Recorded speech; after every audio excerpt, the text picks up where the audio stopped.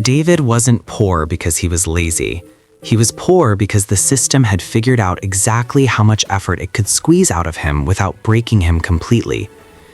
Every night, David stood inside a concrete vault colder than a refrigerator, surrounded by stacks of cash so tall they blocked the light.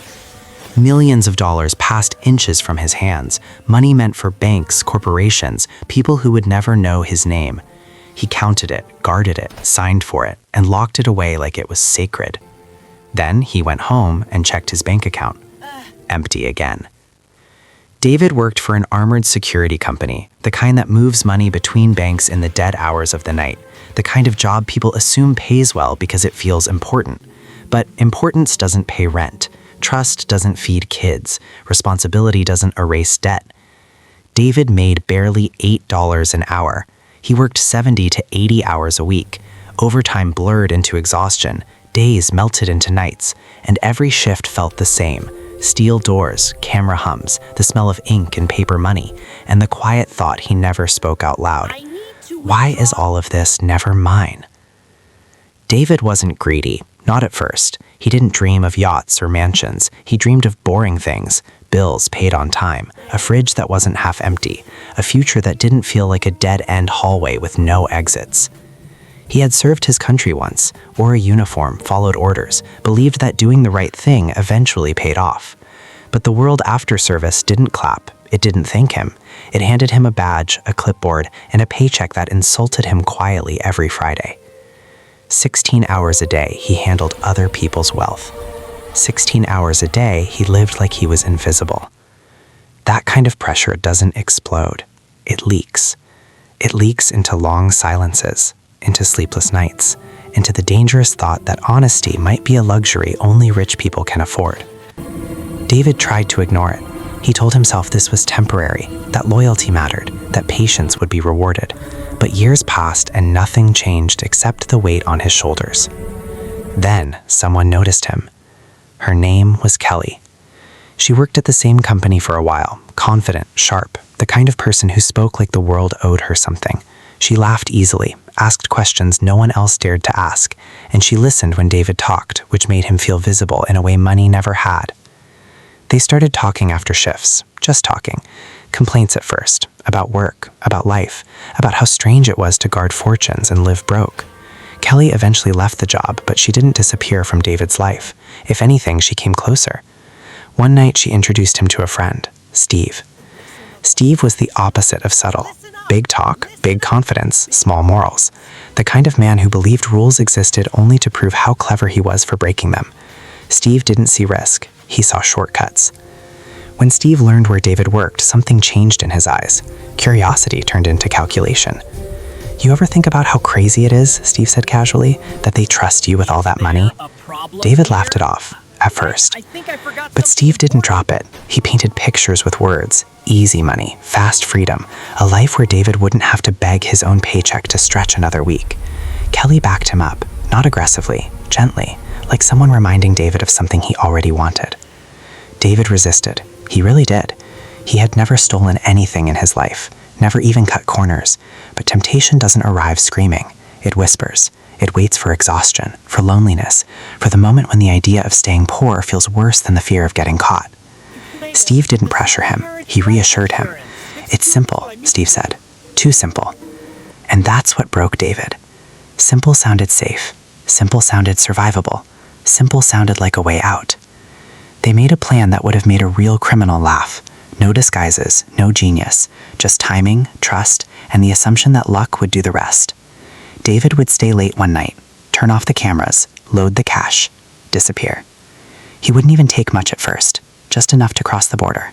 The rest would be handled later. Everyone would get their share. David never asked the one question that mattered most. Why would anyone ever give the money back? Because greed doesn't ask permission, and desperation doesn't read fine print.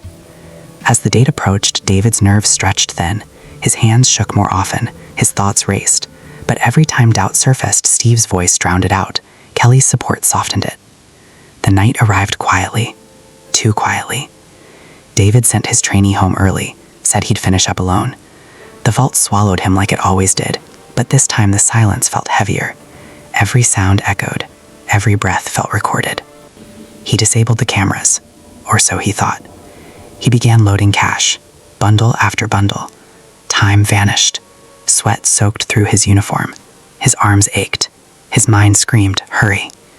Millions of dollars passed inches from him faster than they ever had before. This time he wasn't counting for work. He was counting his escape. When it was finally over, David stood inside the empty vault, chest heaving. He laughed. Then he danced. And somewhere in the corner, a forgotten camera watched everything. David didn't know it yet, but the moment he celebrated was the moment his life ended. The manhunt, the money, and the betrayal. The vault was discovered empty the next morning. At first, no one panicked. Mistakes happened. Keys got misplaced, systems failed. But when the managers tried opening the vault and realized the keys were gone, the mood shifted instantly. Phones rang, supervisors were called, security was alerted. And then someone asked the obvious question, "Where's David?" That single absence turned suspicion into certainty. David was the only supervisor scheduled that night, the only one with full access, the only one who hadn't shown up for work the next morning. Before the police even arrived, his name was already being spoken in low, careful voices. When investigators pulled the surveillance tapes, there was no mystery left to solve. They saw David moving through the vault calmly, turning off cameras, loading cash, checking his pager again and again, and then, almost insultingly, celebrating, smiling, dancing. It wasn't just a crime anymore. It was personal. Law enforcement moved fast. The local police knew immediately this wasn't small. The numbers were too big, the theft too clean, and yet too sloppy. Within hours, federal agents were brought in. Millions of dollars don't disappear quietly. The FBI took over, and the story exploded. News stations picked it up. Headlines spread. A trusted supervisor had vanished with one of the largest cash thefts in American history. David, meanwhile, was exactly where the plan said he would be: Mexico. He crossed the border carrying only a small amount of cash, just enough to stay legal. The rest of the fortune was supposed to be waiting for him later, once things cooled down. For the first time in years, David felt free. He stayed at a beachfront resort, ate real food, slept without alarms or schedules. He walked barefoot on warm sand while the country he fled scrambled to find him. But something felt wrong. The calls slowed, messages went unanswered, promises felt thinner by the day. Back home, the FBI worked methodically. They followed the money, not by tracking serial numbers, but by watching behavior, because criminals rarely hide their success well. And Steve couldn't help himself. Within days, neighbors noticed changes: new cars, expensive purchases, a lifestyle upgrade that didn't match the man they knew. Steve and his wife suddenly had money, and not the quiet kind. Banks noticed too. Large cash deposits began appearing, always in small bills, always just under reporting limits. Tellers were asked uncomfortable questions. How much can I deposit before it gets reported? That question alone set off alarms. Agents began surveillance. They didn't rush arrests. They watched, listened, built timelines. They wanted everyone, not just the obvious ones. And then they heard something worse. A phone call. Steve wasn't talking about splitting the money anymore. He was talking about eliminating a problem. David. The plan had always been flawed. From the beginning, David was the weakest link, the man with the access, but also the man who could talk. Steve saw the solution clearly. If David disappeared, the money stayed. The FBI recorded everything. When Steve discussed arranging David's murder, the case broke wide open. They arrested one of his contacts first, a man who didn't last 5 minutes under pressure. Names spilled, locations were confirmed. David's paradise collapsed overnight. Federal agents arrested him in Mexico. No dramatic chase, no heroic escape, just a knock on the door and the end of the fantasy. Back in the United States, arrests followed quickly. Steve, his wife, Kelly, the entire group fell apart within days. Most of the stolen money was recovered.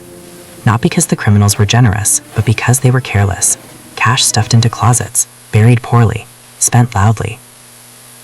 Millions were gone forever, wasted on luxury and stupidity. David sat in a holding cell, replaying everything in his mind.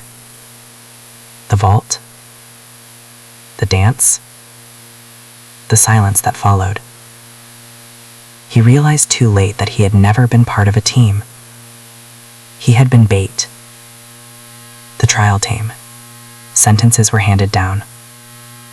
David received years behind bars. Steve received more. The justice system closed the case with neat paperwork and cold numbers. But David's punishment didn't end there.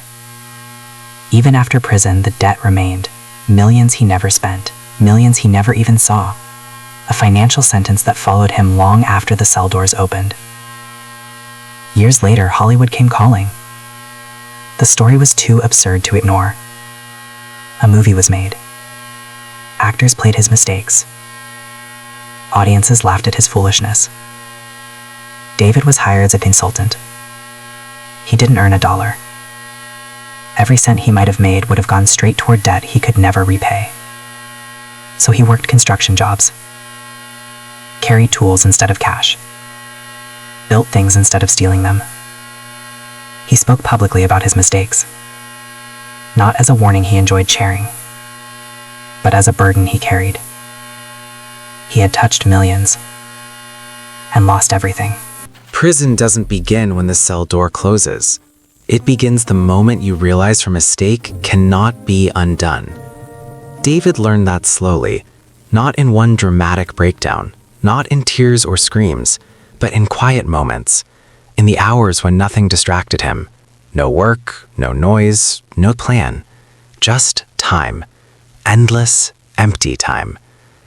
Inside prison, David wasn't special. He wasn't famous. He wasn't feared. He was just another man with a number stitched onto his clothes. Another cautionary tale nobody asked to hear. At night, when the lights dimmed, his mind replayed the same scene over and over again. The vault, the silence, the stacks of money, the dance. That dance haunted him more than the handcuffs, because it wasn't greed in that moment. It was relief. Relief so strong it made him forget that relief bought with crime always charges interest later. David served his sentence quietly. He followed rules, kept his head down. The irony wasn't lost on him. The man who had spent years being trusted was now trusted with nothing, not even freedom of movement. When he was released, the world hadn't waited for him. Bills were waiting, debts were waiting, consequences were waiting. The courts informed him that although most of the stolen money had been recovered, the missing millions still counted. On paper, David owed a sum so large it became meaningless, a number that couldn't be worked off, couldn't be negotiated, couldn't be escaped. He would be paying for a crime he never fully benefited from for the rest of his life. No fresh start, no clean slate. David took the only work he could find, construction, hard labor, long hours, honest pay, the kind of job that breaks your body slowly but keeps your conscience intact. Each paycheck reminded him of the irony. Before the crime, he was trusted with millions and paid nothing. After the crime, he was trusted with nothing and paid honestly. Hollywood came years later. Producers wanted the story, the absurdity, the tragedy, the dark comedy of it all. A man who touched a fortune and ruined his life in one night, it sold well. David was invited to consult, to explain how it felt, to add realism. He agreed. But the law was clear. Any money he earned would go straight toward the debt. So he worked on a movie about his life and earned nothing from it. Watching actors reenact his mistakes felt surreal. They laughed where he had panicked. They joked where he had trembled. The audience saw entertainment. David saw evidence. After the movie, people recognized him. Some mocked him. Some pitied him. A few thanked him for sharing his story. David didn't correct anyone. He knew exactly what he was. A man who made one decision at the wrong moment and paid forever. Today, David lives quietly. He has a family, he works, he speaks publicly when invited. Not to excuse himself, not to glorify crime, but to say something most people don't want to hear. Crime doesn't destroy your life because you get caught. It destroys your life because it changes who you become. David wasn't ruined by prison. He was ruined by hope, the false hope that money could fix a life already exhausted. He learned too late that desperation is louder than reason, that when you're tired long enough, even bad ideas start sounding like solutions. Millions passed through his hands. Not one stayed. And that's the real punishment. Not the prison, not the debt, not the public shame, but waking up every day knowing that the moment you thought saved you was the moment that destroyed you.